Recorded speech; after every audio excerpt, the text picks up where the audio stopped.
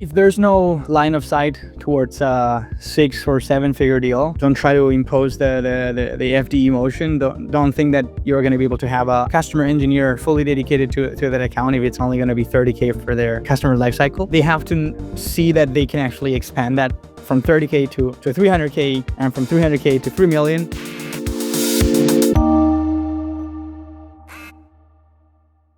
In today's episode, we'll dive into how to make the forward deployed engineer motion that Palantir pioneered work at a startup and how big of an unlock it can be if done right. Our guest today is Pablo Palafox, the co-founder and CEO of Happy Robot, the AI native operating system that knows your business, makes intelligent decisions, and acts in real time, powering autonomous operations. To date, Happy Robot has raised over 60 million from the likes of A16Z, YC, and Base 10. And Happy Robot is heavily leaning into the FDE motion and has taken especially the logistics and supply chain industry with it by storm, growing from zero to many millions of revenue in under 2 years. With that, welcome, Pablo. It's wonderful to have you on.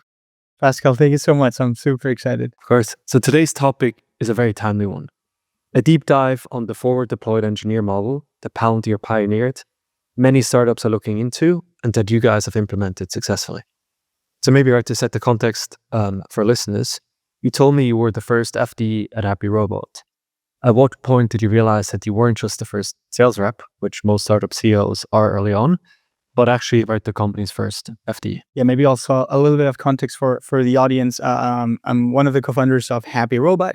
We're building the AI operating system for supply chain and logistics.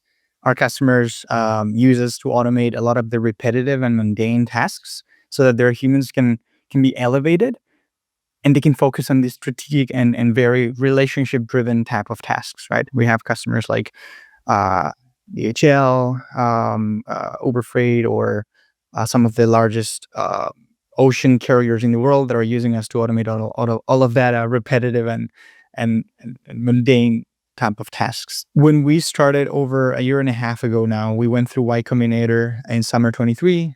We pivoted away from what we were doing before. And in December 23, we put together a voice agent that sounded pretty realistic.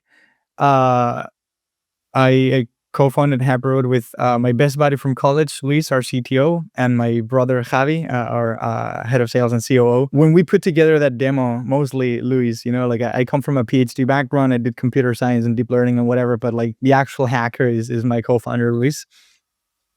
When he put together that voice agent, Javi was like, holy shit, this is pretty cool. We could use this for the industry I work at. And Javi was the CFO of the largest olive oil shipper or distributor in the world, so he knew about the industry. So when we start building towards this industry of logistics and supply chain, we understood that we had to be insiders, right? So the first thing we did is, okay, if we're gonna go for this industry of freight brokers, initially that was our first vertical, and we can talk about the different verticals we tackle today, but the freight broker vertical is the one that we started tackling back in December 23. Really, we had to get exposed to real world customers, so we basically went into those conferences almost as if we were part of the community, and we started embedding ourselves into those people. And fast forward to February 2024, I end up in some Discord server where I'm doing a bit of a demo to some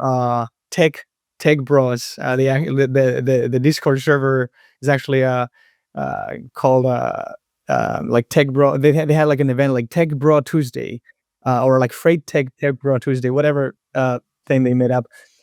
Turns out a couple of execs from the largest freight brokers in the US, billion-dollar companies, were there. And they reached out the next day, so we started working with some of those. So I was acting there as almost as a sales engineer, if you will. Basically, the sales engineer is that figure in companies that helps the account executive, who's the salesperson, right, on those demos to customers. So I was acting as that solutions engineer / pre-sales engineer. And that really helped me understood what customers wanted to see. So talking about the FDE motion, the forward deployed engineer motion, which is a term that comes from Palantir. They crafted that term together with the deployment strategist role, which we can talk about in a minute as well. I understood that I was actually more of an embedded engineer, of a customer engineer that would actually have to go to the customer on site and figure the hell out of their operations, because they didn't know what they wanted. They wanted me to figure it out for them. They were looking for an AI partner. They were not looking for a specific solution. In this case, it was such a new thing. We were basically helping them automate phone calls with AI agents at the time that sounded like a person. So it was like mind blowing for them that it even existed, let alone what things needed to be done to get that to fruition, right? So we'll talk about this later as well. But the first thing I understood in our journey of the FDE motion is you have to be embedded in the customer. You have to fly over to them. You have to mimic what they do. You have to become one of them. Especially if you're targeting a specific vertical, you have to leave their day, right? You have to really feel what they feel, or try to understand what they suffer every day in terms of pain points and friction points. The best way to do that is really to be deployed at the customer, deployed at their conferences, and basically be their eyes on a day-to-day basis. And that's what I did. I flew over to customers for weeks. I was sitting next to the reps, looking at what they did. And I didn't know that was kind of what Palantir had named a few years ago, many years ago now, a forward deployed engineer. Initially, I was just like one of the founders going there and figuring the shit out of of their product. So that was the journey a little bit. Did you guys try to sell, right? Because historically, the CEO would, of course, talk to customers. Everyone always wants to talk to customers, but a lot of it then is about, okay, how do I start to articulate a sales pitch, right, that starts to resonate? And eventually, right, maybe you work on it with some design partners, but eventually you want to turn that into a product pitch, which is different than right, just going there and then trying to figure it out as you go, especially once you go from customer, like you start with customer 1, once you go to 2 and 3 and 4, right, that you eventually, in the old world, were trying to articulate that sales pitch. Like, did you guys try to start with the sales pitch and what it is, or did you, like, how did that evolve that you actually just decided, hey, I'm just going to go there and figure it out with them? I think it just comes super naturally, to be honest. Like, I have a few friends that are now starting their own company. They were part of Happy Robot, actually, and they got into YC a few months ago. Super happy for them. They're called Fleetline. They're building AI agents for car dealerships. They're telling me that their CTO is basically just deployed in customers now almost every day, just figuring out what to build. And he maybe doesn't come with a specific sales pitch. He comes with an open mind to understand what has to be built. So I think that's one of the multiple hats that FDEs in Happy Robot at least have to wear. And I'll say this. We use the term FDE and deployment strategist for the other part of the role, which is more commercially minded. We can also talk about that in a minute, how the FDE is more directionally pointed towards the building of the solution, and the deployment strategist is more of that commercial / strategic minded person that is looking at how to do the change management in the customer. Not that the FDE doesn't have to, but they also have to do the implementation, which is the critical piece, and the building of it. So now we're starting to separate some of the tasks a little bit, although they work in conjunction. This is how we do our own, like, forward deployed motion. Palantir did their own. Like, we're not trying to mimic, and this is a bit of a disclaimer for everyone. You don't have to mimic what Palantir did or whoever did anything. Like, you have to figure out your own journey. I had the pleasure of meeting one of the co-founders of Palantir, and I asked him about this. Like, oh, what did the FDEs do? What is the separation between FDE and deployment strategies? And like, dude, don't try to copy what we were doing. Just do your own thing. Name those people however you want. But ultimately, you're going to have to do whatever the business needs. And in our case, I mean, the case of our friends over at Fleetline, they're just going to the customer, figuring out, like, okay, what is the integration we have to do? Oh, you use Salesforce, you use these ERP, you use this TMS, transportation management system. We went and understood what needed to be built, and we also understood who's the owner of that tool at the company, who's the one that actually makes the decision. So you're doing a lot of the commercial aspects, you're doing a lot of the change management, a lot of the project management. You have to time yourself in terms of the deployment. So that's what I was saying before, like FDEs wear multiple hats. They wear the pre-sales hat. They wear the onboarding hat, the technical onboarding hat. After the pilot has been done and the onboarding is done, then they wear the post-sales hat. So they're doing a lot of that post-sales engineering as well, of supporting the customer with new use cases or understanding what other opportunities there are in the company. And most importantly, they put on the product hat, which is what you kind of alluded to, right? They're like the link between customer feedback, the product journey, and business. So they're a really important connecting tissue in the company for us. They hold a lot of the customer life cycle or the customer journey. And I would say that the most important thing that they do today is, of course, like doing deploying the AI agents, but they actually bring back a lot of product ideas. And now with AI vibe coding, they're actually able to scratch their own itch. They're actually building a lot of things into the core platform, which is amazing, because now we have FDEs not only building the technical pieces needed to get the deployment done, almost that last mile product delivery for the customer, but they're actually also contributing to the main code base, which is super interesting. And that's something that I think is just gonna be even more relevant as AI coding, if you will, becomes more fluid and more like just better, really. You mentioned a lot of different, right, pieces here and roles and everything.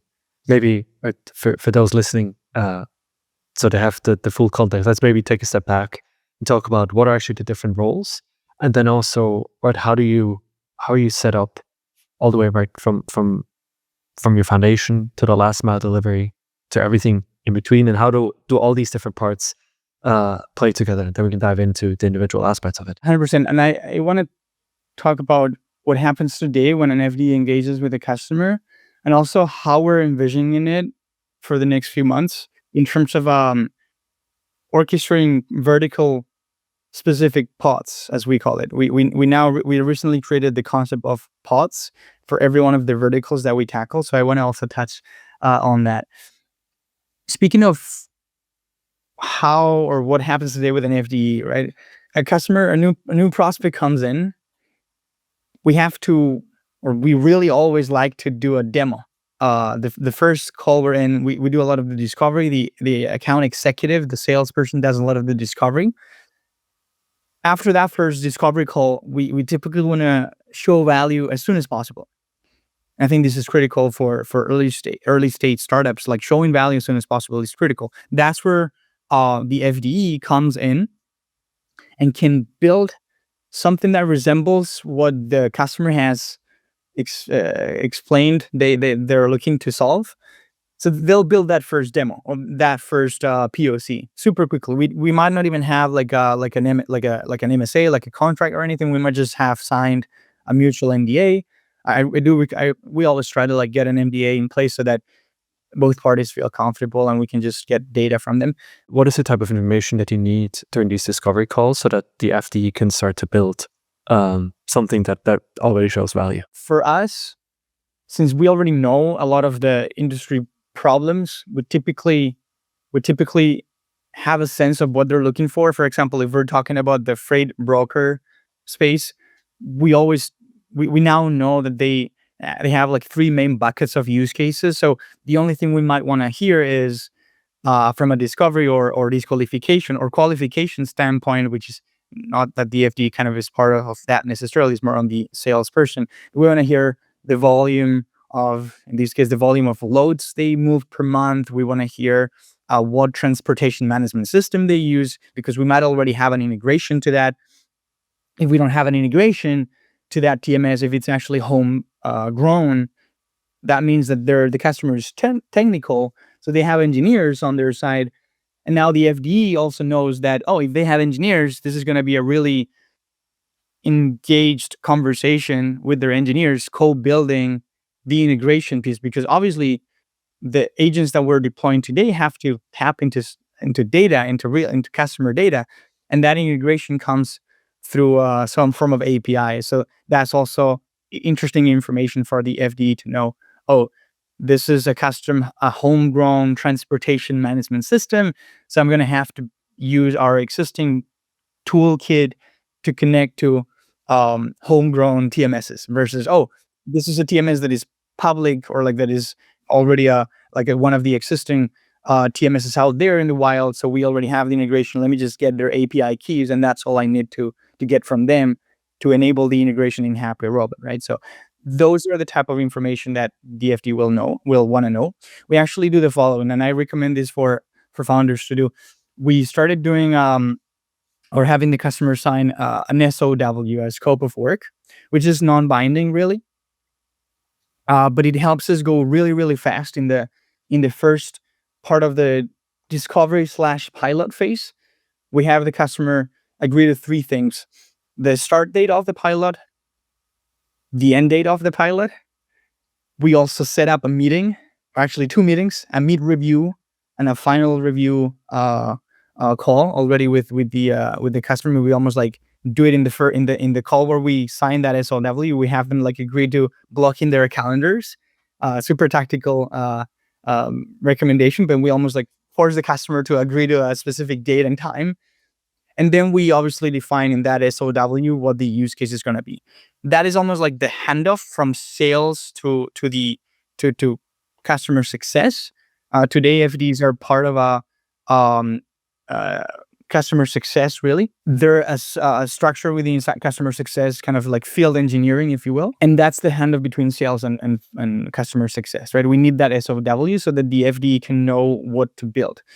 Many times, the AE will have already maybe built some scrappy version of what the customer wanted. We actually are trying for our sales folks to become really, really experts on the platform. And it's actually going to be really key for the future of sales folks to be really technically savvy such that they can operate with AI tools and build fast so that they don't have to engage an FDE right away, but rather co-build together. And this actually also gains trust from the FDEs. You know what I mean? Like the sales guy now has more trust from the FDEs because the FDEs sees that the sales guys are actually like trying their best to build a solution as well for the customer, right? It's all about solving the customer problem, right? That's kind of what we want the FDEs to get, to your question before, to get from sales, if you will. No, that makes a lot of sense, right? So that's the handover point, the SOW. Maybe someone from sales has already built something very quickly. Then the FDE takes over. What happens from there and who all is involved in kind of the process, and how does that part of the process then also interact with your infrastructure, right? The foundation of what you're actually building. So what happens after that handoff, and it's a bit of a blurry line, right? Like we've realized we don't want to block progress with a customer with an MSA. Like the enterprises we're serving today are some of the largest enterprises in the world, especially in the world of supply chain and logistics. We don't want to be blocking the building with legal and redlining, right? So we kind of do both in parallel. We kickstart the process with legal. We start sending them our MSA, our master service agreement. They start redlining it with our legal team and operations team internally. That's like a path that happens in parallel to the building of a use case and the showing value. It's all about time to value. How fast can you show value, right? So what happens after that handoff is we typically set like weekly meetings with the customer, sometimes even daily stand-ups. If the project is going to start, like whenever the project starts, we typically like to set these daily stand-ups for a couple of weeks when the pilot is going to go into production. And that helps us make sure that even if they're not financially committed, sometimes we sign paid pilots, some other times we don't. We found zero correlation between paid pilots converting to long-term agreements. We haven't just found that correlation. We've had customers that have not paid anything in a pilot and they've signed like $1 million contracts with us. So we don't really want to block that building and that showing the value. And I think this applies specifically to this era of AI agents and AI tooling, where it's very quickly, it's possible to very quickly show value. So what happens then is we also assign a support FDE. So we have the main FDE that holds the relationship with the account, and then we assign a support FDE. What has changed after a few months of us starting serving different industries is that now we have the concept of those pods. So I'll introduce it now. If a customer is an ocean carrier, then it'll be part of our global shipping and global supply chain kind of pod.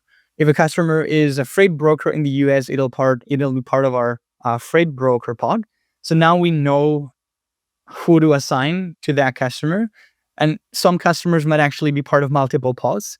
If we talk about some of the largest players, they might have a trucking division, like they have trucks, and they might also do freight brokerage.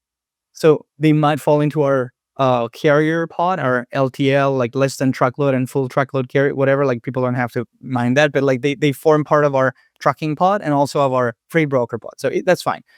The idea is that the FDEs that are a part of each pod, there's specialists and they're key owners of their industry knowledge. So now they're like, it's super clear for them what the use cases are going to be, are going to have the use cases that we have to build, basically.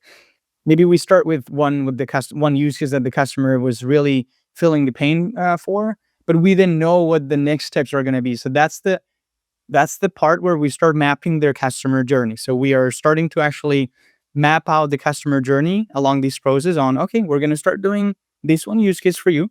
This is going to be helping you guys elevate your carrier sales team, whatever. It's a term within the freight broker space. We're going to elevate your carrier sales team so that they can cover more shipments and do more with less.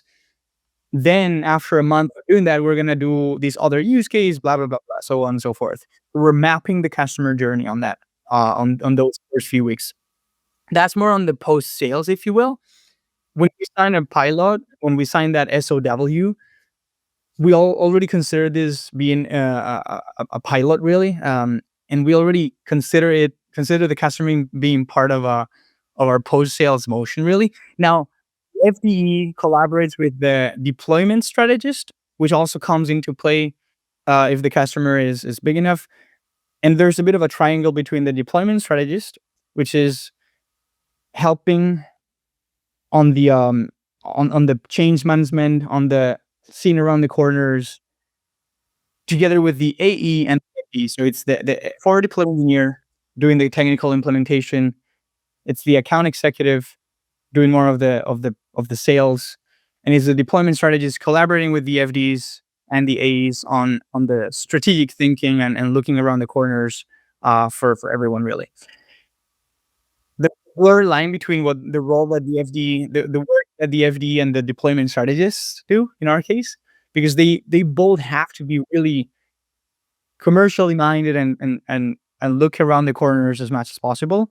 But just to reiterate that the deployment strategist today is there to support the FDs on the navigating the account. We're talking about multi-billion gross revenue companies that have a lot of different divisions. They have a lot of different teams and stakeholders. So change management is a thing. When you're doing enterprise, that's something that we realized something you have to do. So that's what happens after the pilot is initiated. Then we typically have pilots go from anywhere between 2 to 6 weeks. At the end of that pilot, we generally have that pilot review meeting. That's when all the stakeholders from the customer come into a call with us. We sometimes even fly over. Actually, we always love to fly over to the customer to wrap up the pilot in person, talking about the importance of being in person. That's key. I mean, not only do we send the FDEs in person a few times a quarter for every customer to like expedite the deployment, we also send them obviously at the end of a pilot or for even QBRs. We like doing QBRs as well in person. We started doing QBRs recently. I don't think it's something that an early stage company should focus on necessarily, but at some point it does help bring some structure, like having formal quarterly business reviews. QBRs as in just like a meeting where you present what you've done, but we like to focus on what we're gonna do. Like what we've done, they should already know. We maybe like dedicate a few minutes to that. Just, hey, this is what we've done. This is the value we're bringing. This is what we're gonna do in the next 3 months, right? Today we have those different pods, and every pod has a team or a pod lead, which is one of the FDEs that maybe has the most experience in that vertical. We're talking about, as I said before, just to reiterate, a freight broker pod, a freight forwarder pod, ocean carrier pod, shipper pod, basically manufacturing and distributors, the likes of I mean, just to give like names that people recognize, like Target, Walmart, like that. That's what we consider shippers, right? Every pod has a team lead or a pod lead and a product lead. So what that helps us do is, for one, the pod lead orchestrates the team and almost acts as a bit of behaves as a bit of a staffer. Just every FD that is part of that vertical pod, they get assigned by that pod lead. They get coordinated by that pod lead. Every pod has daily stand-ups now. We separated. We have 25 FDs in the company today. Every stand-up that we had before introducing pods was a bit of a 15-minute, like, how's it going? Good. Any blockers? I have one thing. And then like someone that would be like fearful enough to like stand like raise their hand, they would say, "Oh yeah, I have this blocker," but it was not super productive. So that's when we started introducing the pods. Now every pod has their daily stand up, which is also coordinated by the product lead in that they're gathering a lot of product insights, and not only for their relaying the information back to main platform. We have a main platform that supports the creation of any agent, and then we have now vertical specific products, kind of that last mile product, which is essentially a bit of a dashboard, really, for customers. Basically, a dashboard that they care about, where they can see what they care about. They see for the specific broker pod, customers can see the loads they're covering every day, the offer they got for every load from trucking companies, the margins they're getting on their day to day. So that's kind of what every pod will do. They're basically creating product specific to that industry. So that product lead in every pod not only brings product ideas back to the main app, but also to obviously to every vertical specific, to its own vertical specific product. Again, we see it as those two axes. Like you have the foundations here that support the creation of AI agents, a lot of tooling that what kind of serves the creation of just general purpose AI agents. And then you have the vertical piece, which is more of that dashboards, really, just to put it, just like a dashboard where customers can see the work that is being done. They don't care about specifics of, or they don't care about tokens, which is more of platform supports, like often talks in nodes. It's almost like Zapier, if you will. Like we build our own internal workflow, agentic workflow creator. So customers don't care about connecting nodes or connecting boxes and writing prompts. They care about the outputs that those are doing, right? So that's kind of the separation that we've done between that horizontal layer that supports every vertical that we're serving today, and the specific dashboard and UIs and insights that we're giving every vertical, right? So that's a little bit of the pod structure today, and I think it's something that is already unlocking huge value for us. The fact that we can have owners of every vertical, they become the most experienced person in that industry within our company. Now customers also trust you more because they see that you understand what you're talking about. So that's super important. Initially, we were seen as, oh, like these tech bros, like these guys that are like coming from San Francisco or whatever, like, or what do they know about logistics or freight brokerage, actually? Well, now we're like extremely savvy and knowledgeable in day to day of a freight broker. That's because we've sat down with our customers for weeks, and we keep doing that. We already have mapped out a lot of the use cases that they do, but we keep doing that. So that knowledge, that industry knowledge, is so key for our customers to trust you. We serve 8 of the top 10 freight brokers today. I was in a conversation last couple of weeks ago with one of the top 5, and they're like, "You tell me, like, what? How are we doing? You tell me, Pablo. Like, you've seen a lot. You tell me how we are doing as a company. Like, you've done a lot of deployments, Pablo, so you should know how well we are doing compared to other folks." So they're coming to us for that guidance, even if they're experts on their operations. They also know that we've seen a lot of different operations. So obviously we never share specific workflows that customers are doing or specific insights about any specific customer, but we see trends. We know what's working generally. We understand that if we're doing outbound calls to drivers, it's good to call them by their name. I don't know. It's just a very specific example, right? But like we know what's working in every one of our customers. So they come to us as trusted partners. And I think that's really key for folks to keep in mind. At least what we've realized is customers are not coming to us for the product necessarily. They're coming to us for advice, for as a trusted partner. They're coming to us to figure out how to transform their operations, how to reimagine the way work is done in these enterprises. They want us to collaborate with them. So that's why FaceTime, in-person time is really, really critical. Where the concept of forward deployed matters so much. Being on site with a customer just expedites deployments, expedites relationships, expedites contract signing, um, and ultimately expedites or makes sure or lets you make sure that churn is not a word that pops having conversations. How much are we talking about, like in terms of being on site? Exactly, right? Both for FDs, both during the pilot phase as well as afterwards. We generally send folks for around the week at a time. Something we've also learned is that customers don't want you to be there forever. And it's true that there's diminishing returns, right?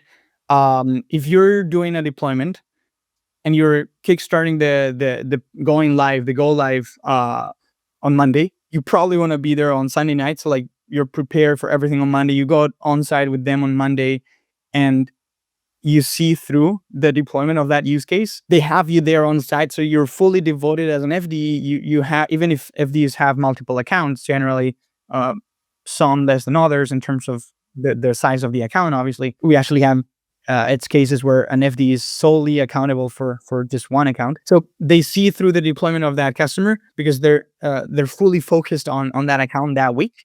So we generally do that kind of 1 week at a time kind of deployment.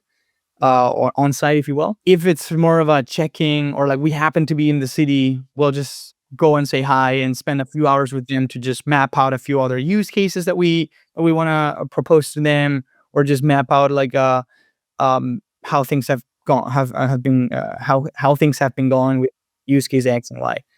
So yeah, that's a little bit of the framework. I don't think you have to be living at a customer for like 3 months. I mean, Palantir did that. Like Palantir actually sent people for 1 year to Airbus. That's perfectly fine. Depends on also on the contract size, right? Like our contracts are 6-7 figure deals. If we ever have a 9-figure deal or like 8 figures, I mean it's not, it's pretty hard. But like if you have like $100 million of a contract, well then yes, just have someone there for like 24/7. And we actually have some accounts that actually pay $400,000-$600,000 for an FDE, and then we basically just say, hey, this is going to be your own FDE. You're paying for that, and obviously it's in our best interest always to have FDEs be as close as possible to customers. But it's true that not all are willing to pay for that, but they are willing to bring engineers from their side. So that's also like a bit like it's also being flexible with the customer. Like if they also want to bring folks from their side, we actually have a customer that is bringing team of 6 engineers that want to learn how to operate Happy Robot. Well, that's perfectly fine. The FDE there is gonna be more of their coach. Is gonna train them on how to build agents. Is gonna train them on how to think strategically about new use cases. Or if these use cases higher value or higher volume, let's go for that first.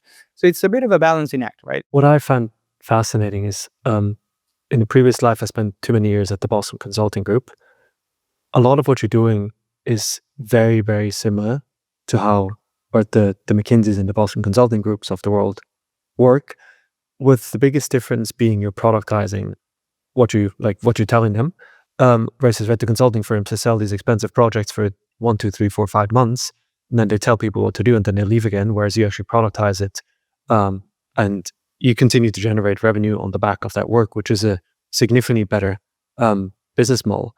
One, like two, probably all the operational topics that a lot of these consulting firms, whether it's the big ones, McKinsey's or BCG's, or the smaller ones that they're working on, those are all going to go away because companies like yours are just going to come in once, right? Build a product around it, and then you don't need those consulting firms anymore. And then three, from an organizational perspective, right? You kind of did the first step towards how consulting firms are structured, which is like your pods is basically the industry expertise. Now, the next one is probably the functional one, where, right, I spent a lot of time in both the transaction, like functional pod, as well as the go-to-market one, right? And then others spend more in pricing and so on. So it'll be fascinating to see as you keep growing your company, if you're actually going to set up the matrix very similar to the consulting firms as well. We have some folks that come from a consulting background in the company, and they actually highlighted this. Yes, like this makes a lot of sense. Actually, one of our founding customer success guy, one of the 2 deployment strategists that we have today, he comes from Bain, and he did his MBA at Stanford, like super like, but he also was a founder himself. So like he has both sides of the equation, very entrepreneurial and strategic and commercially minded. So he actually highlighted that piece of the vertical pods is exactly what he would see at Bain, basically. To your point before of how close this is to consulting, I think I saw a post yesterday. Someone was joking about how Sam Altman and OpenAI are gonna kill all of the consulting firms. I mean, obviously, there's a bit of a stretch and a bit of a joke, but in a sense, it's true that the vertical specific product that we are building, and to your point, how much we're learning with every new customer, and we can bring back to our product, I think it's going to solve a lot of the pain points that traditionally a consulting firm would solve for. They would build that specific project and be gone. We are kind of that embedded consultants for specific type of use cases, maybe for specific types of operations, or rather in our case, for specific type of customers. And they rather work with us. At least that's our experience so far, and they probably still have a shit ton of pardon my language, a lot of consultants doing a lot of other things, but they want to come to us for that expertise that we're building in the vertical. Since we're also productizing a lot of it, they also get immediate benefit. They don't have to wait for 3 months for the project to be completed. They see ROI on day 0 if we have a use case that we already know it works, and we can just turn on the switch. So yeah, I find that fascinating as well. And we are kind of mimicking to some degree the motion of traditional consulting, with the caveat that a lot of the things that we're doing, we're productizing. I remember reading these blog posts where it talked about how Salesforce, Palantir, and a few others, when they started, they were 20% services, 80% services and 20% product. After a few years, if you look at Palantir now and Salesforce, it's reversed. You have Exactly. 80% product and 20% services, even less actually. Salesforce is even like 5% service. I don't know. Like it's been turned around completely. We are really doing that. I mean, we are not. We're actually like, I don't know, I'm going to say like 70% product today and 30% services, but we obviously are going to increase that gap where product will be the core of it, just because AI agents are really unlocking a lot of the things that we are doing as a team. I always say, automate yourself and move on. Actually, it's totally good from a customer. Automate yourself and move on. Same will happen for FDEs. Today, FDEs are doing a lot of the prompt engineering with customers or doing a lot of the integrations, the more we productize, the less they will have to do on that front. But they'll become even more important on the strategic part of the equation. They'll be the trusted partner the customer comes to when they have a question or when they have a new use case idea or when they have an issue with production, whatever it is. They're going to be there for them on a more strategic level. And it's exactly the same as what we're doing for our own customers. We're helping their own teams not have to be in the details every day and be looking at a screen and being an interface to data. We're helping them go away from that and be the guardians of exception. Actually, we have if folks are interested on this, we have our manifesto that our CTO wrote on the website. If you go to happyrobot.ai, and you go to the blog, I think you'll find our manifesto there. And our CTO Luis talks about this concept of how humans are going to be the guardians of exception now. AI will do the bulk of the job. We will be that layer on top, coordinating, kind of orchestrating the work of workers that in turn are orchestrating work on their own. It's a fascinating topic, yeah. And maybe to wrap this up, right? Maybe right now you're cutting into 10 or 15 or 20% of consulting budgets, but as your product gets more sophisticated over time, you can move up the stack more and more, cut away from what is spent on consulting today. And so I'm quite bearish on the future of the classic consulting firm versus, right, basically a technology first consulting firm, which is ultimately some of what you guys are, depending on the angle. Yeah, 100%. And let's be clear, like, this is like the concept of FDEs is not different from what any founder has had to do when building their product, when building their SaaS. I heard a couple of founders that run another podcast basically joke a little bit about like FDEs, like this is exactly what we were doing when we started. We were going to the customer and building software. Yes, I think that the difference here is that with traditional SaaS, if you will, you were serving software, you were serving a tool. We are replacing a lot of the repetitive and mundane work. So we're not selling a tool necessarily. We want to sell an outcome. We want to produce an outcome for our customers. We want to produce a transformation for their business. Granted, a tool can also produce a transformation. We're actually helping them reorg their teams, not only their software. We're helping them reorg and reformulate, rethink how work is done in their teams versus a traditional SaaS would just be there, like sitting on a, hopefully not on a shelf, but it would be there just being used by people. I think that basically led to some companies putting a lot of like kind of forgetting about their customers a little bit sometimes, just because it's easy to just, like the product is already enabled, I can just move on to other customers. With AI agents today, it's critical that you actually are knowing how to deploy these AI workers in these companies, and that requires another level of interaction. That's why like a forward deploy motion is so critical. It might change over the months and years, as I said before. Like the more we can productize, with AI also coordinating itself, coordinating its own work, if that makes sense, we might see a transformation of these FDEs towards even more of what they're doing today on the strategic component of their work, being those trusted partners for customers. But yeah, I think that's a little bit of the difference on versus traditional SaaS, where you didn't call it a FDE, you would just have like a support specialist that would answer a ticket. Our teams are actually not answering tickets per se, or they actually answer those, but they actually answer high-level questions about how should I think about this new idea that came up? Like customer asking them, no, how should I think about using your tool to help my team not have to do this 20,000 phone calls that I get every day? Oh, great question. Let's work on that together. The difference to the SaaS era, I think, is clear. To me, the biggest difference versus the classic kind of vertical AI tools that just build something that they didn't try to sell is that you guys spend a lot more time on the customer's context and on the change management, which you can't really do unless you have people on site, right, and that work with the customer on that. Now, right, that is quite expensive.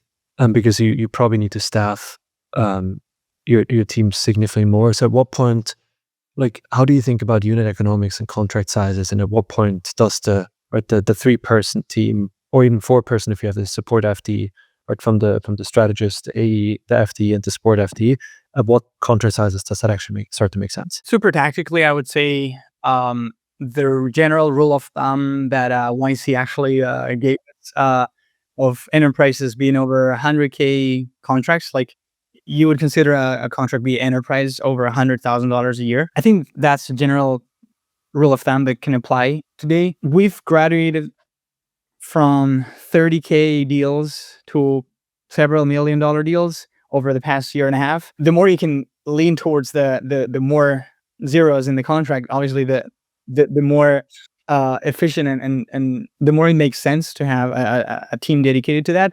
We also are not over optimizing on the FDE cost or efficiency, although we are actually investing in it. We're not overthinking about it just because we know that the opportunity is there. It's that opportunity to work as soon as possible with customers, show them value, and get to production as soon as possible. Over the years, we'll have a chance to over optimize or to optimize on that. Since we are also doing a lot of that product discovery, it's almost like we're sending a little bit of a spy in a good way to customers to understand really, really quickly what we need to build now. Like we don't want to wait for the typical product discovery feedbacks, and like we just want to send people in, understand what's going on, generalize or try to generalize as much as possible into the main product, and continue doing that cycle over and over again, right? Maybe before we talk some more about the product, if you think back to the earlier days, right? Because if you're an early startup, as a bit of advice to founders, if you're an early startup, you maybe raised $1 million or $2 million, right? How do you start to think about building out that organization, and maybe how did you do that sequentially in a way where, right, if you only charge 30K contracts, if you hire a whole bunch of A's and FDs and everything, you start to burn through the money quite quickly, and you haven't really delivered the revenue milestones yet. So how did you, or at some point you probably have to fundraise raise a meaningful round, but how did you kind of do that sequentially, and what were maybe some of the mistakes and learnings that you had from that process as well? If there's no line of sight towards a 6 or 7 figure deal, then definitely don't try to impose the FDE motion. Don't think that you're going to be able to have an engineer, a customer engineer fully dedicated to that account if it's only going to be 30K for their entire life, customer life cycle. So they have to see that they can actually expand that from 30K to 300K, and from 300K to 3 million. There has to be line of sight for that. If not, then just you're probably building something else, which is fine. You might actually just be building more of a self-served AI-driven tool, but you might not be in need of the FD. Like it's fine. Like you might not need like a forward deployed motion, and it's perfectly fine. But yeah, be careful with that. No, like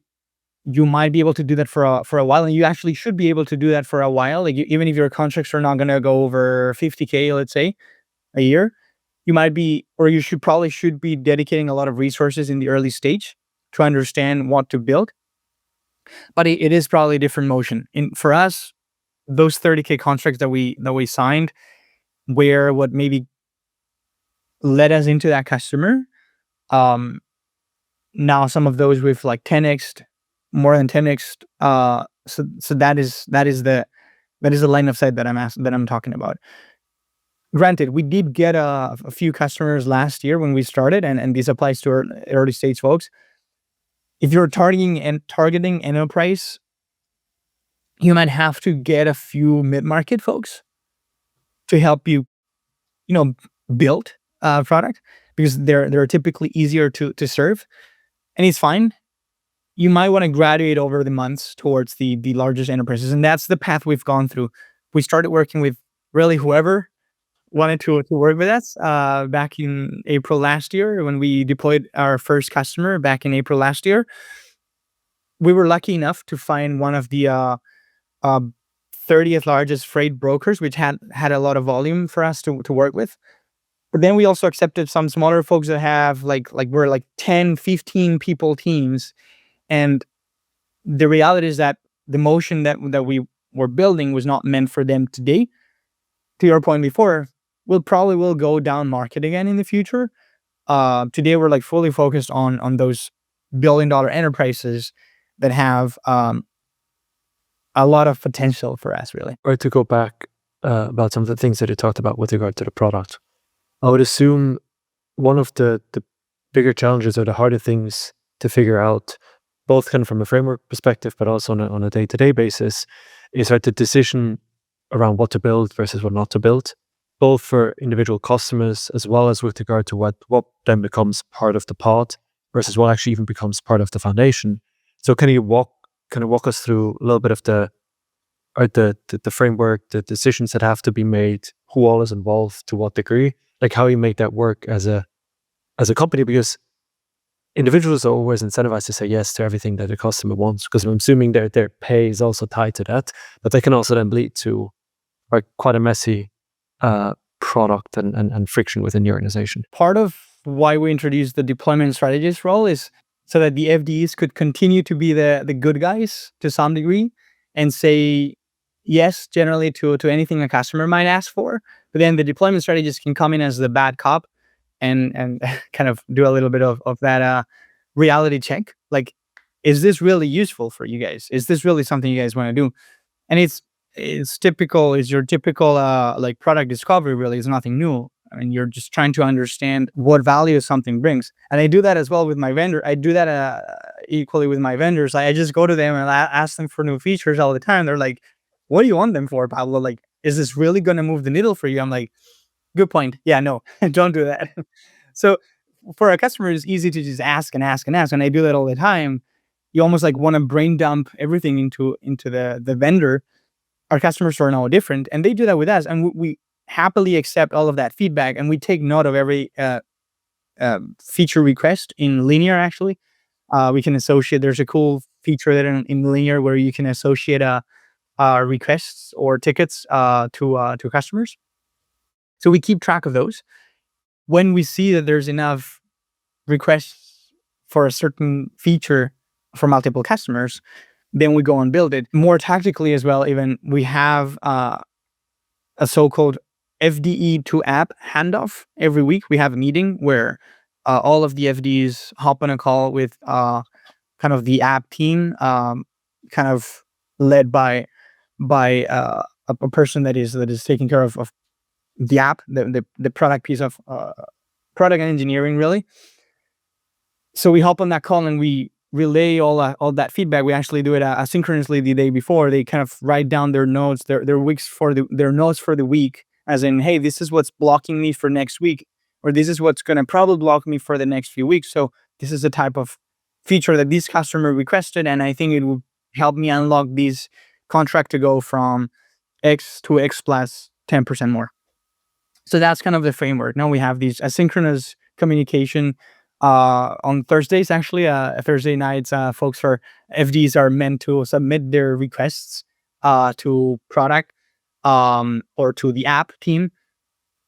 And then on Friday, we have these FDE to app handoff where we just discuss about the biggest issues, and we make a decision over the weekend basically to think about what's going to be built.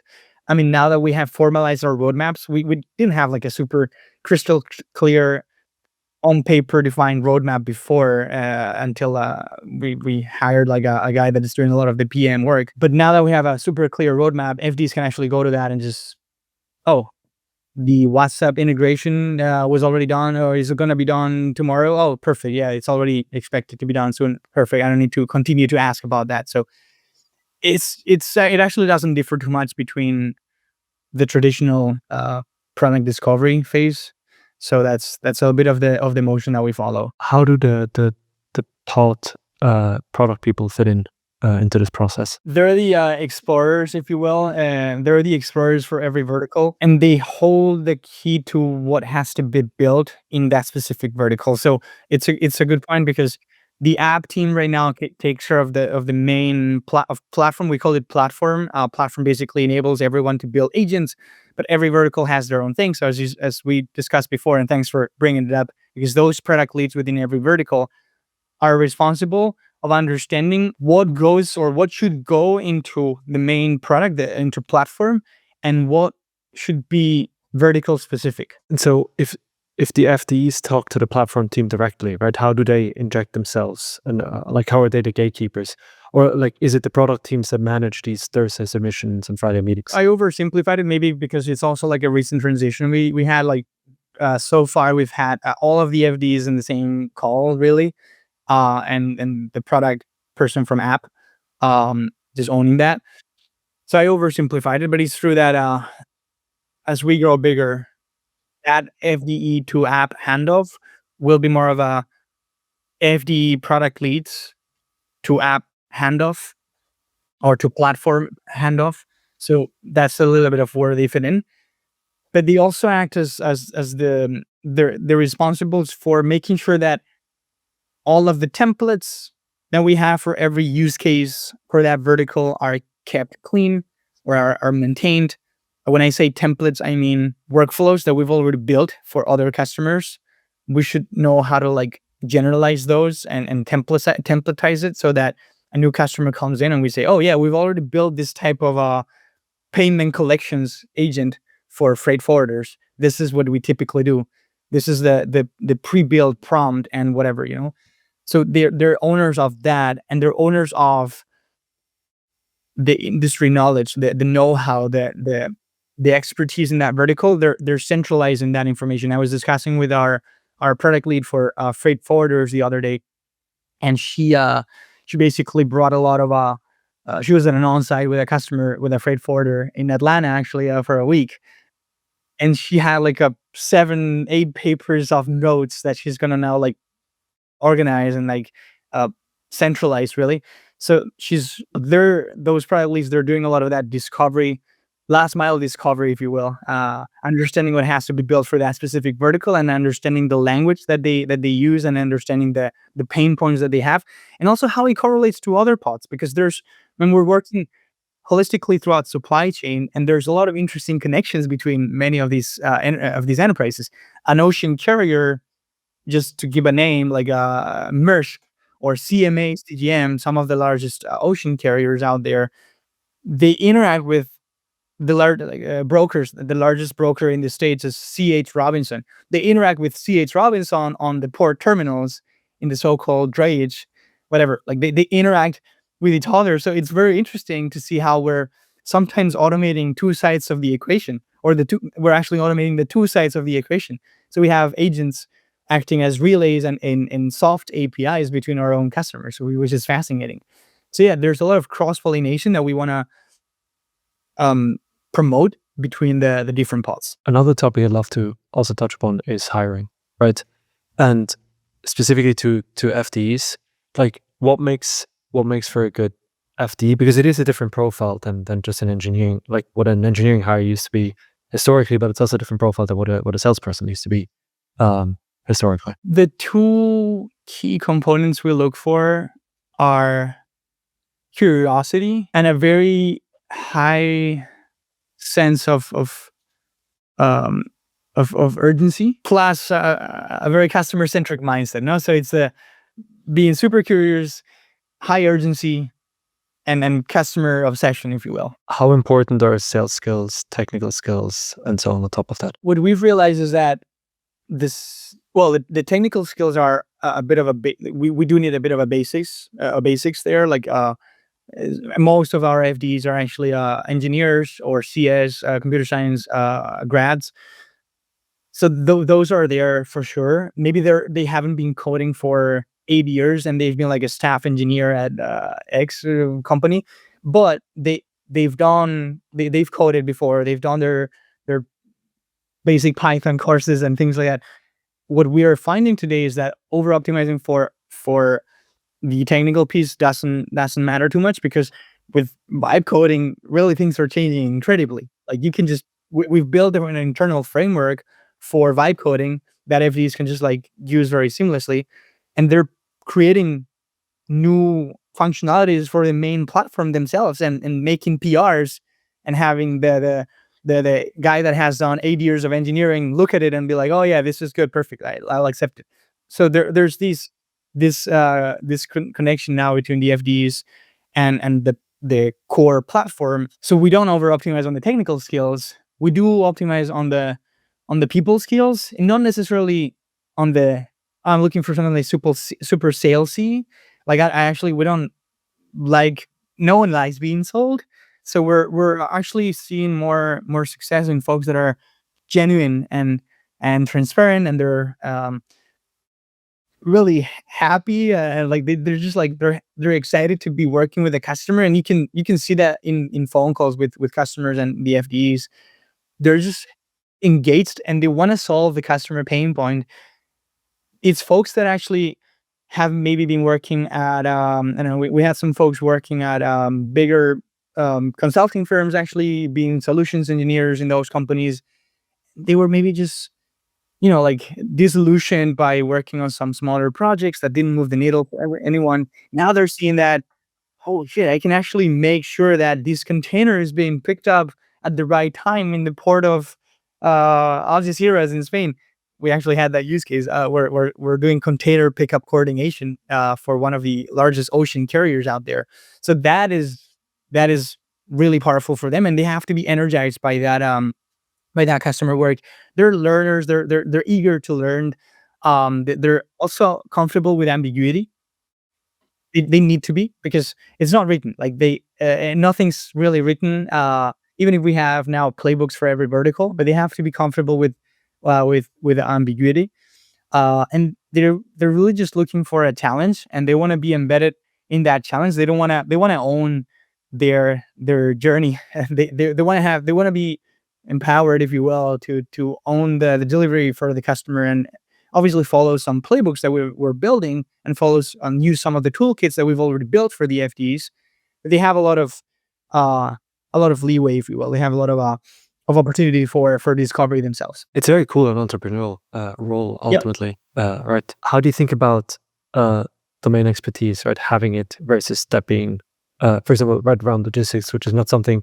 Probably the overlap between people that are curious, have a high urgency, have an engineering background, and understand logistics is probably pretty small. So how do you think about the domain expertise, like hiring for that versus training for that? Training for that is working really well. Really, we have not had any problem with that so far.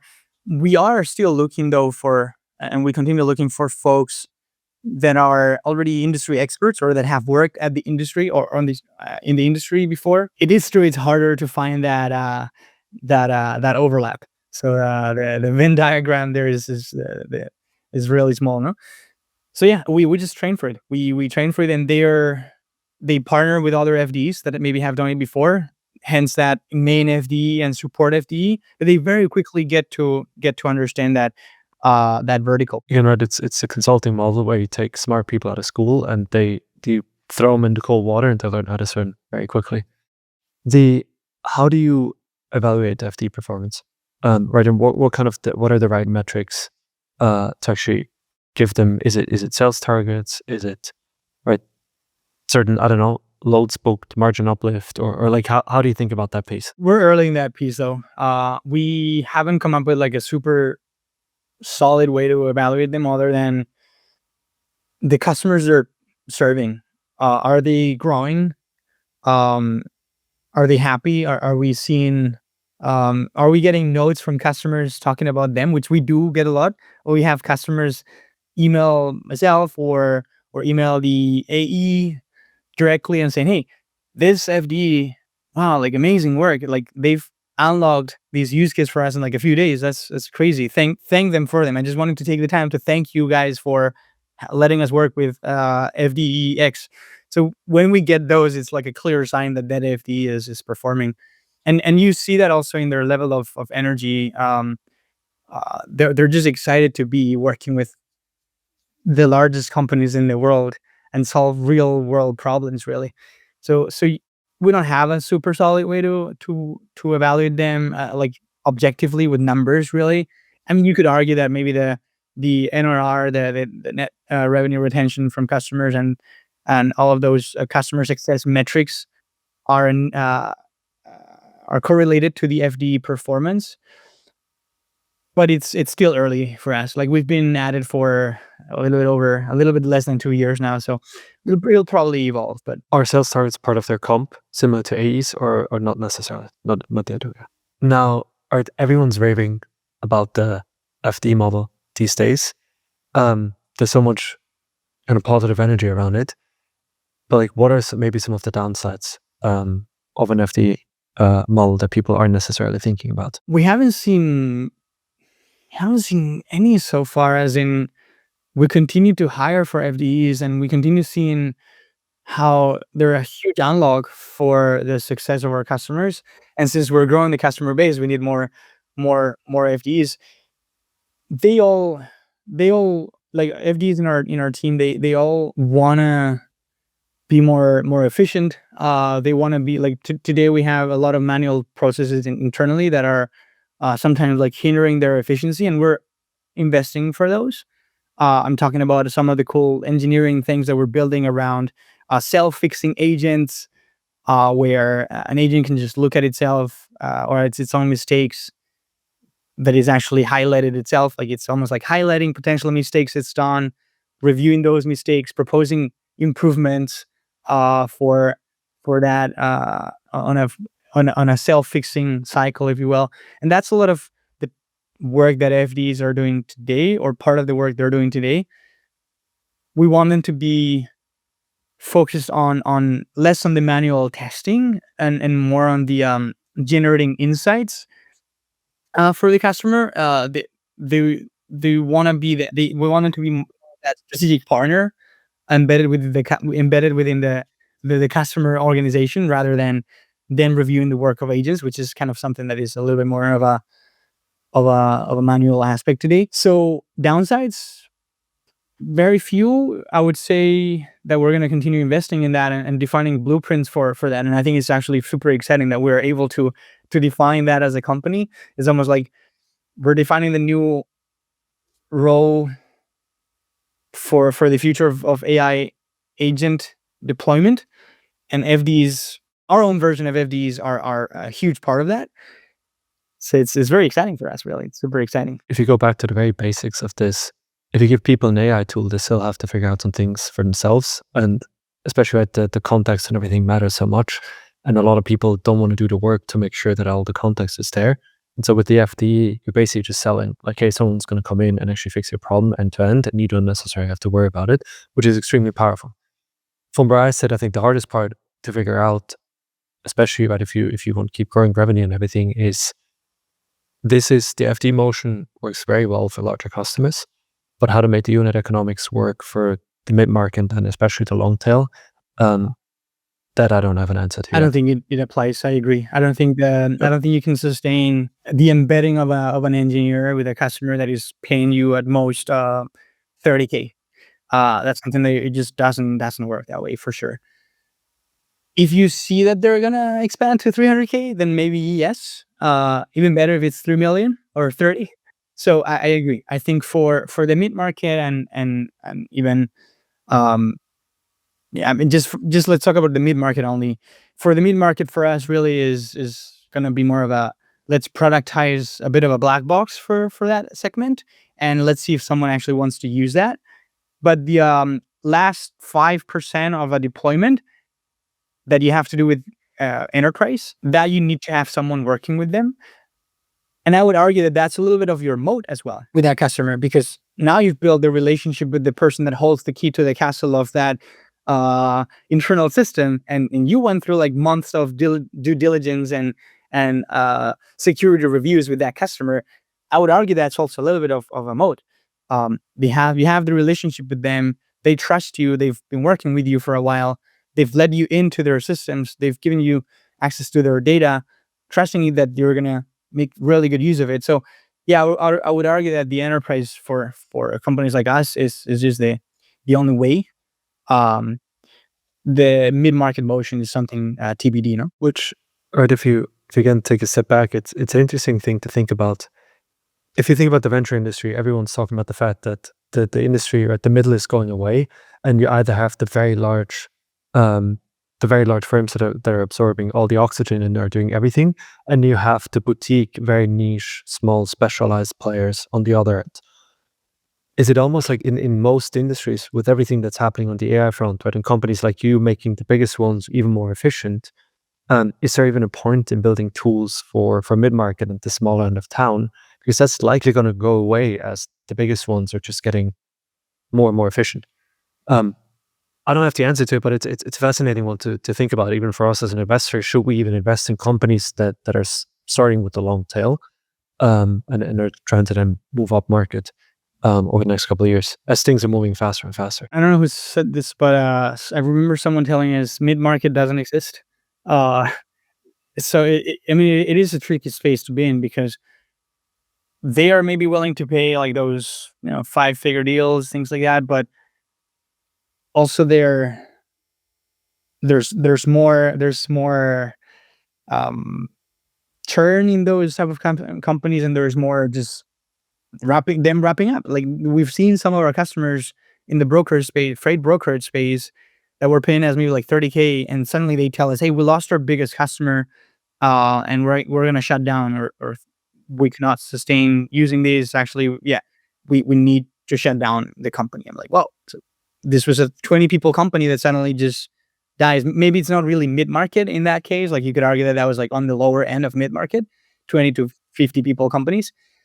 But it's a very delicate space, especially in the world of supply chain where margins are very thin. And what we are doing is, yes, helping the big guys maybe get more efficient. Hopefully, we can get to the mid market sooner than later, because obviously we want to help those companies grow as well. And there's a lot of opportunity, but it's harder to get started. I mean, it's almost that Tesla approach. No, like, first you build the high end car, and then you get down to the masses, really. Well, one could argue, right, if you make the big guys more efficient, the less margin, or they're less price sensitive, and so they're just going to eat the lunch of everyone that doesn't have the same cost structure as they do, and they're going to take away the business from the mid market.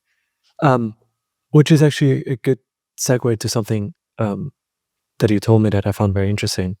Right, you guys started building with a general platform, a general agent platform that you're now verticalizing.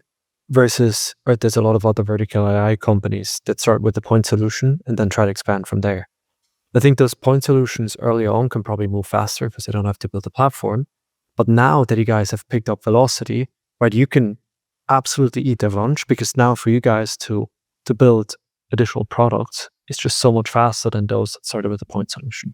Maybe if you can explain a little bit more of that as well. That's a great call out, and we were unsure whether that was the right approach when we started building this general purpose platform that would support us in building use cases and building AI agents for companies, either via email or phone or WhatsApp or text. We were unsure as whether that was going to delay us in going to market. And it's clearly been a bigger rock to push. Like, it's been tough to get everything working, and then realize, like, I could actually just open this up to the world, to the masses, and people could be using us as general purpose tool.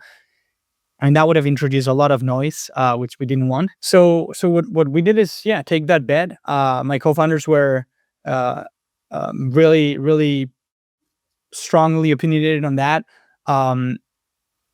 Even more so on the building a lot of the core infrastructure on our side. Like, we've built our own voice orchestrator. We built a lot of our AI voice tooling. We built a lot of our AI reasoning tooling. Last year, we were even fine-tuning Llama 2 and Mistral. So we've gone as far as fine-tuning LLMs for specific use cases and being like super hacky and technical. But that's taken a bit of a toll at the beginning. Now it's true that it's helping us move extremely fast, and it's helping us go to the largest enterprises and see, or tell them, "Hey, this tool, you can have it, you can use it, your teams can use it," and that makes them feel really, really comfortable because it's their tool.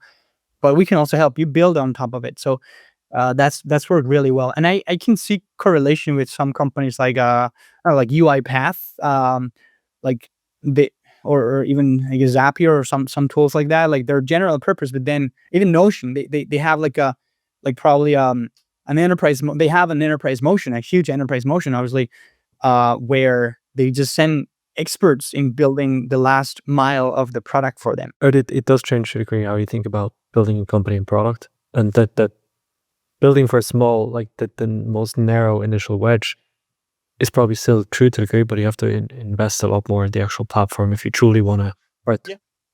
If you want to at some point grow faster than anybody else. Yeah.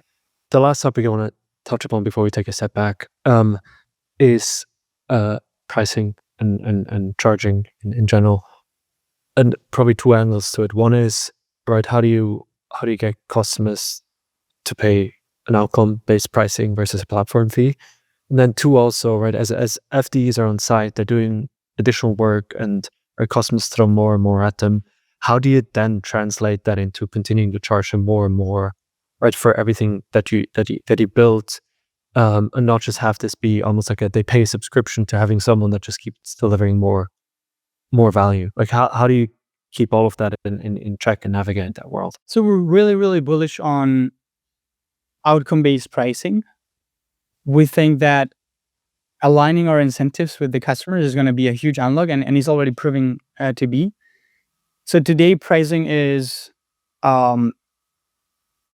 mostly usage-based. Like we have buckets of commitment from the customers, and in that they can also commit to an FDE in terms of the FD being part of the product. Really, why I say they're part of the product is because they enable that transformation that we're talking about before. So we're trying to show customers we're helping you transform your business.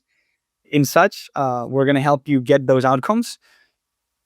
Today, we might be billing you in terms of number of emails or minutes consumed. In the future, we want to align it further with the customer. Hey, are we getting you payments collected, or are we getting you more business by doing better sales? Are we doing our job in tracking the trucks that we're having to track for you? So that's how we're thinking about it, really. And we're really bullish on that outcome-based pricing. Say an FD is on site, and the first step they do is, right, sending emails, but then they kind of, right, together with the customer, start to move into new outcomes that are almost like a continuation of the same workflow, but that eventually, right, you add on a separate outcome. How do you make sure that you charge for the additional outcomes that are delivered as people do more work with the customer, versus just the customer seeing that as part of still the initial workflow as well? I mean, it's a complex problem for sure. We probably don't have, like, we're always figuring out those questions as we go, especially in that, what are we unlocking for the customer type of topics. What I'll say is FDs are a huge unlock in understanding what is the next outcome we can unlock for them. So a customer will be happy, especially the enterprise will be happy to pay for that knowledge and that industry know-how and that engineer that can actually work embedded with them. They'll pay for that if they truly understand that this is going to unlock more value for them down the road. Maybe it's a bit of an investment from the beginning. The smart customers, if you will, like big enterprises understand that that's how it works. Is that the responsibility of the pod lead to basically figure these things out, or like whose responsibility is it to actually charge the customers for the work that you're actually doing? It's a shared responsibility. It's a shared responsibility for sure. I mean, it's both the AE, the deployment strategist, the FDE relaying feedback from their interactions with the customer on a day-to-day basis, and it's ultimately the founder's responsibility. But it's of course, yeah.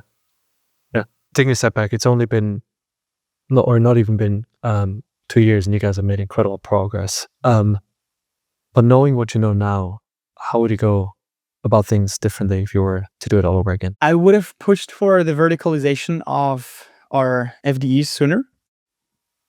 We were just assigning new customers to different FDEs as new customers came. That's maybe helped in creating a really solid academy, almost a solid university of FDs that can be open to multiple industries and be flexible enough to understand that they have to be open to new industries and new ideas and new problems and new type of people. But I would say that, like the verticalization of the pods should have happened a little bit earlier, I would say. So that's something that we would change probably. What's been the hardest thing to figure out so far, get right? When we think about that a lot in terms of also what is blocking us to grow faster, The hardest thing that we've had to figure out maybe is the importance of going on site. Like we saw early on how it was helpful for me to be there and like deploy things with customers. Maybe we had a few months of, okay, now we build product and we have to be focused on building product. We might have forgotten a little bit about the importance of going on site. A few months ago, we started picking up on it again. Um, the deployment strategists are also helping tremendously on that, in making sure that we have those recurring on-sites and QBRs in person with customers. So I would say that's a big call out as well. The importance of not forgetting the hey, being on-site is going to expedite the deployment 10x and your relationships and ultimately the value you're wanting to create for customers. So that was backward looking. Now forward looking. What do you think is the biggest kind of next thing that you guys have to figure out that will unlock the next step change in this whole forward deployed engineering motion? I think the vertical product creation. We're very bullish as well on that front, where the FDEs are going to be able to build a lot of product on their own with their expertise in the industry, their technical know-how, which I mean they're great coders. But now with all the tooling that we're building internally for the vibe coding piece, they're going to be able to just produce like whatever the customer needs in that specific vertical, super tailored approach, leveraging our core ontology. And we're thinking about it as a bit of a digital twin that we're creating for, or an AI twin that we're creating for customers, and that we're mapping their own entities and we're mapping what they care about. So the FDs are going to be able to, especially the product leads, are going to be able to use that ontology toolkit that we're building for them and just go and deliver insights for customers really, really quickly, which ultimately it's what customers want. They want insights. They want those insights to gather or to lead into proactive execution of work. So first the gathering the insights, and then like the proactive execution of work and the orchestration of work. A few more quick closing questions before we're done. So the first one is, what popular advice that is often given to founders do you disagree with, and why? I don't disagree with the early stage advice that we for example, got in YC. I do think that at some point you have to be careful in the transition from early stage or from super early stage, from being just like 3 people, like doing things that don't scale, which YC talks about a lot. At some point you have to do things that do scale. So you have to understand, you have to know when it is the right time for you. And I cannot say when it is for everyone, but for us, we were a little bit late to transition from the do things that don't scale to the holy shit, we have millions of phone calls running through our platform every week. We need to make sure that it's robust enough to sustain that. So that transition, if it had happened before, it would have been probably a little bit better. Also hiring, like we probably hired too late. Now for someone, right, that is just getting started or is even thinking about starting a company, what's the one thing that you'll tell them, or the one piece of advice? Go for it. Go for it. Get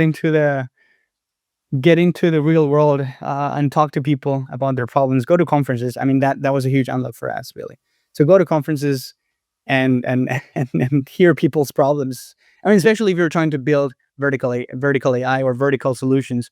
I mean, if you're just building Cursor, I guess you don't have to go to any conference. But if you're doing anything for specific vertical, I mean, just go to where your customers are going. Now, the last question, because I'm always curious as an investor myself, to learn from your experience, what's the most impactful thing investor either has done for you or can do for you in your business? Connections, just connections to customers, connections to more customers. I would say that's huge. Yeah, especially the high leverage connections that our investors have. Like they've been really instrumental in some of the deals. So we're doing a lot more of that. We're actually now proactively asking our investors for those intros. We don't expect them to do work out of thin air, but like we actually do a lot of pre-work for them and ask them, hey, can you get us an intro to this person? And then they'll figure it out. That makes a lot of sense, and it's a great place to wrap. Thank you so much for coming on. This was fantastic, and yeah, really appreciate it. Thank you, Pascal.